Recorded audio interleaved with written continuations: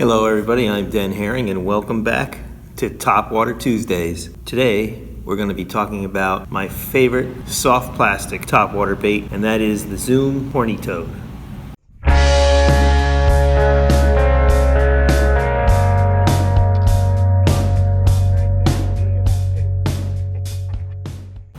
So the Zoom Horny Toad is my favorite soft plastic topwater bait by a mile. This thing is an excellent fish catcher, and we can talk about toads in general, but the horny toad to me is so special I decided to just make a video about it. And if you want to learn all the details for how to fish this thing and other toads, I'll leave a link right up here on a video that I did some time ago called Tactical Topwater Toad Techniques. It was a good video, very well done, had a lot of information about how to rig the toads, what type of hooks to use, different ways to fish the toad. So this thing is a very versatile bait in that it can be fished a number of ways. I like to rig it with one of these owner twist lock hooks where you twist the hook into the bait, and this is a heavy gauge hook. It might even be called a beast hook, I'm not sure. And I've used a lot of different riggings over the years, and I've found that this one is the best one for the consistency of the toad working through the water. If you want to see some other hook setups, take a look at that video that I talked about a little while ago, and it'll show you how to use a EWG wide gap hook that doesn't have the twist lock in, with a little swivel so that the bait will not come off the hook or slide down the hook on you. It works very well as well. The nice thing about the horny toad is that you can fish it in all types of water and in all types of cover. I've caught fish in very clear water with very little cover on this bait, and I've caught fish in the thickest lily pads that you can think of on this bait. And I do really love fishing it around lily pads, sparse lilies, thick lilies, wherever I can get this bait into. Sometimes you'll find little lanes between lily pads that you can fish these through, or holes in the pads, that kind of thing. They're deadly in those environments. It's also very good fished above milfoil beds and other submergent vegetation. Another way you could rig these is with the same type of twist lock hook, but one that has a weight on the bottom, maybe 1/8 ounce or something like that. And the reason why you may want to do that is because there are times when this bait catches fish when you're retrieving it underwater.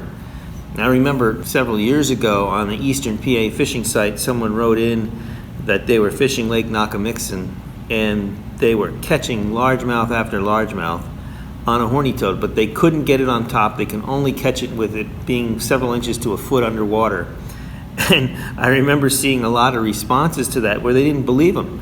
And I know he was telling the truth because I had the same thing happen to me in a different area, but on the same lake, where they would not eat it off the top. But if it was below the surface a little bit and you were working it below the surface, they would crush it. So you can actually fish this bait like a swim bait with that weighted hook that way. And that way it catches fish as well. I've also caught fish with this horny toad on the back of a jig as a jig trailer. And I've caught it Texas rigging it with a weight in the front, just pitching it in pads and letting these legs kick on the way down. I've caught them all different ways on this thing. In that video that I talked about earlier, I talk about why I do this. I use a knife to cut a hole through here. And the main reason for that is that when you do go to set the hook, it's much easier to get it through the plastic.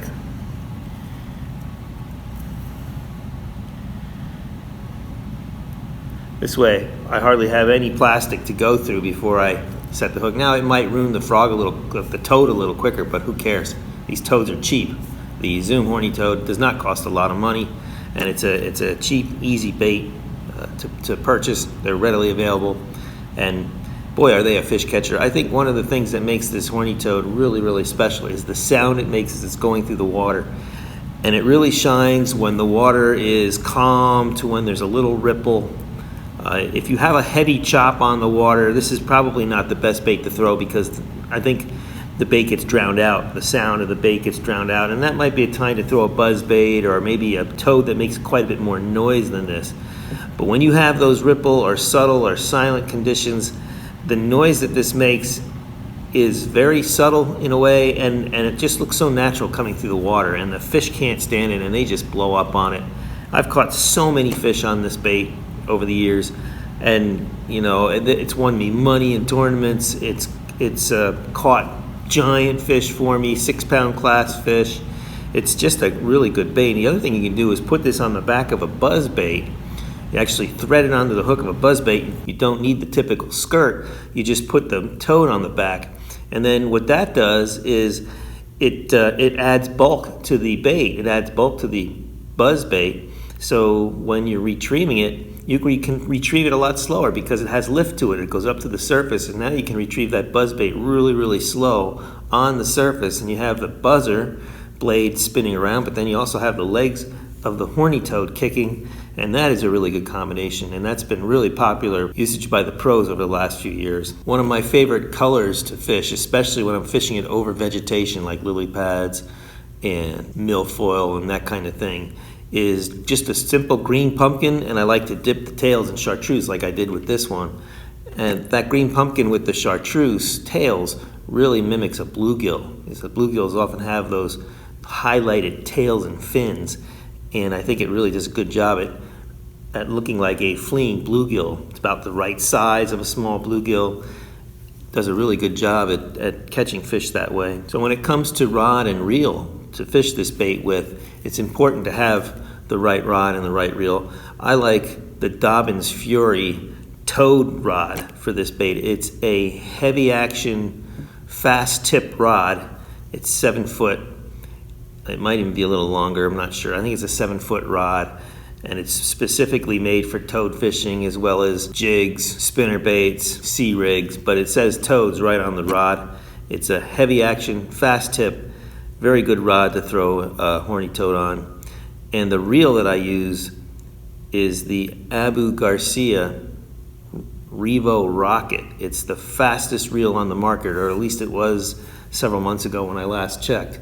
It has a 10.1 to 1 gear ratio on it, and it's extremely fast. Now, why do I like a fast reel when I'm throwing the horny toad? Because when I throw it out there a long distance and it lands in the water and I engage that reel, I don't have to work real hard to get it to come up. And that reel is so fast that as soon as the toad lands, I can reel and it's already kicking on the surface.